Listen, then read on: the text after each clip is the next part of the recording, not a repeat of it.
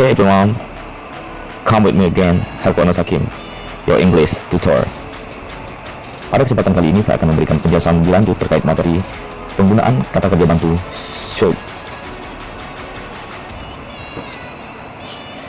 Secara garis besar, kata kerja bantu should digunakan untuk memberikan saran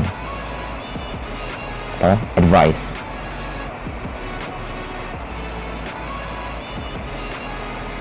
Saran atau nasihat. Contoh kalimat, you should speak to him about it. He should consult a dentist about his bad tooth. Selain nasihat ataupun saran, kita juga sering menggunakan should untuk menanyakan atau memberikan pendapat. Nah, dalam hal ini kita biasa menggunakan beberapa frasa bantu seperti I think, I don't think, atau do you think. Contoh kalimat, I think they should replace the director.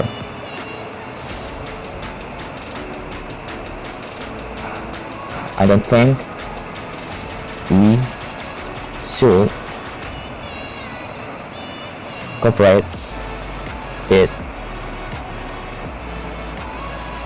this organization. Kalimat lain, we think we should tell her about this case. Nah, untuk kalimat pertama dan kedua, artinya penggunaan should di sini adalah untuk menyampaikan pendapat.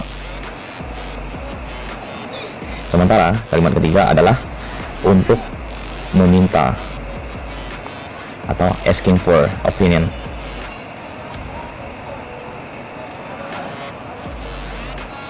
Nah, sekarang kita akan beranjak ke penggunaan kata kerja bantu should secara lebih spesifik, di mana nantinya kita akan membagi materi ini ke dalam 3 bagian. Yang pertama, should followed by simple sentence, and then should followed by continuous sentence, and the third is should followed by perfect sentence. Mari kita bahas satu persatu. Untuk should simple di sini dapat kita perhatikan pola kalimatnya adalah sebagai berikut. Yang pertama, kalimat positif, negatif, dan tanya atau interrogative. Untuk kalimat positif, maka polanya akan seperti ini: subject diikuti oleh should dan diikuti oleh verb number 1. Karena simple, maka verb yang digunakan adalah verb number 1. Dalam hal ini simple present. Kemudian untuk kalimat negatifnya hampir sama dengan kalimat positif, hanya saja ada penambahan kata not setelah should. Not di sini sebagai identitas bahwa kalimat tersebut adalah negatif, yang mana dalam hal ini kalimat tersebut adalah oposisi dari kalimat positif atau lawan kalimat positif. Kemudian untuk kalimat tanya hampir sama dengan kalimat positif, hanya saja should-nya berpindah ke depan subjek. Oke. Should kemudian diikuti subjek dan diikuti verb number 1.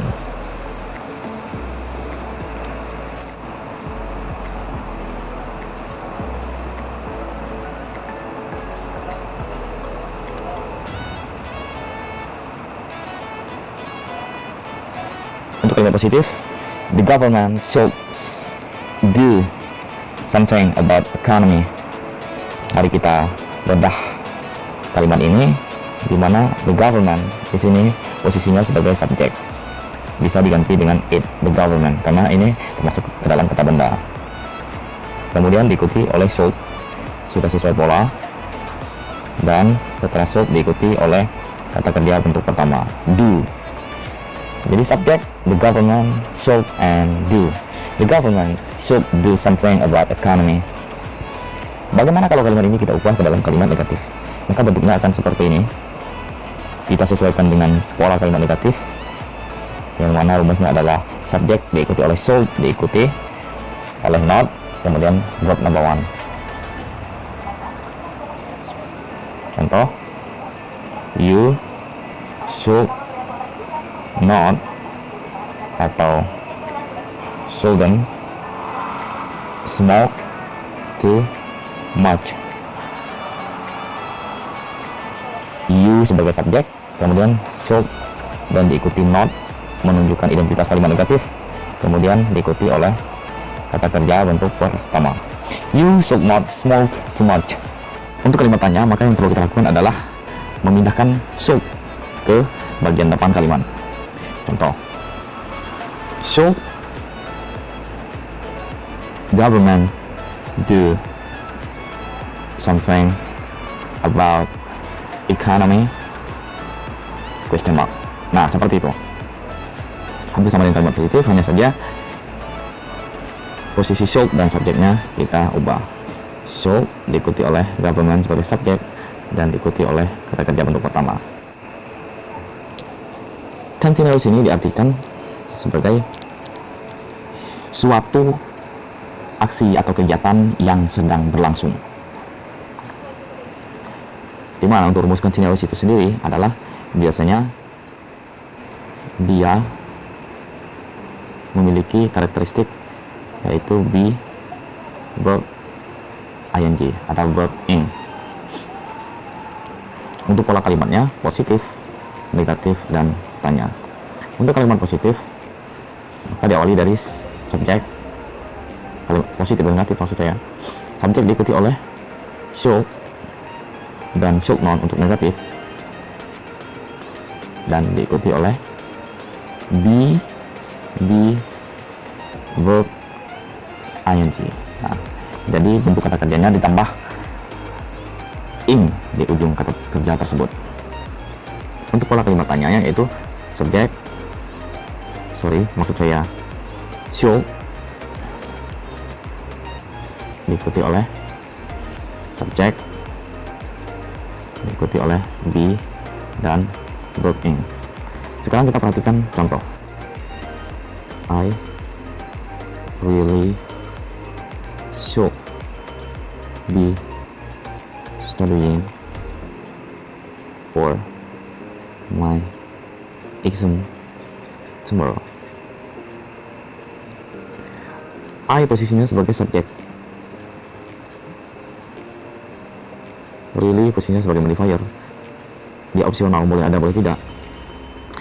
Kemudian subjek diikuti oleh should dan diikuti oleh be. Nah, studying di sini adalah kata kerja bentuk pertama ditambah ing. Study menjadi studying. Sementara di belakang merupakan kalimat penjelas. For my exam tomorrow. Bagaimana dengan kalimat negatif? Mana akan menjadi I really should not be studying for my exam tomorrow. Nah, karena dalam konteks ini kalimat negatif merupakan kalimat yang berlawanan dengan kalimat positif. Bagaimana kalau kita ubah kalimat ini ke dalam kalimat tanya? Maka should-nya kita taruh ke bagian depan. Should I really be studying for my exam tomorrow? Jangan lupa tanda tanya. Nah, seperti itu. Gampang bukan? Kemudian yang terakhir kita akan membahas should yang diikuti oleh kalimat dalam bentuk perfect. Suatu aksi ataupun kegiatan yang sudah selesai dilakukan disebut perfect. Ciri-ciri dari kalimat perfect adalah have plus verb 3 atau past participle. Untuk pola kalimatnya sendiri adalah positif, negatif, dan tanya. Untuk kalimat positif, subjek diikuti oleh should, diikuti oleh have, dan verb number 3.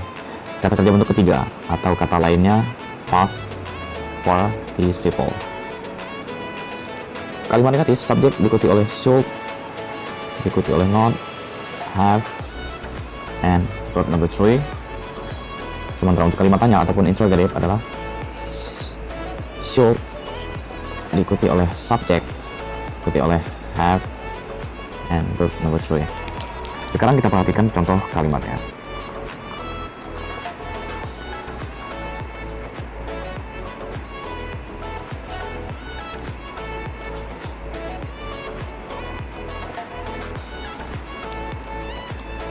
Henry should have finished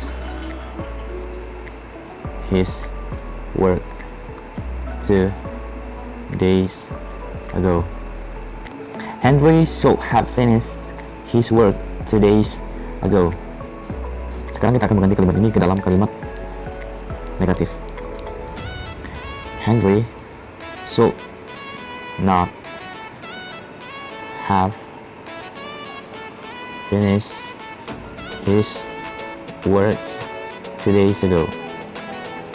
Dan yang terakhir kita akan mengubah kalimat ini ke dalam kalimat tanya. So, Henry have finished his work 2 days ago. Dan diakhiri dengan tanda tanya. Nah, seperti itu. Bagaimana? Gampang tidak? Tentu sangat gampang bagi kalian. Kemudian kalau kita merujuk kepada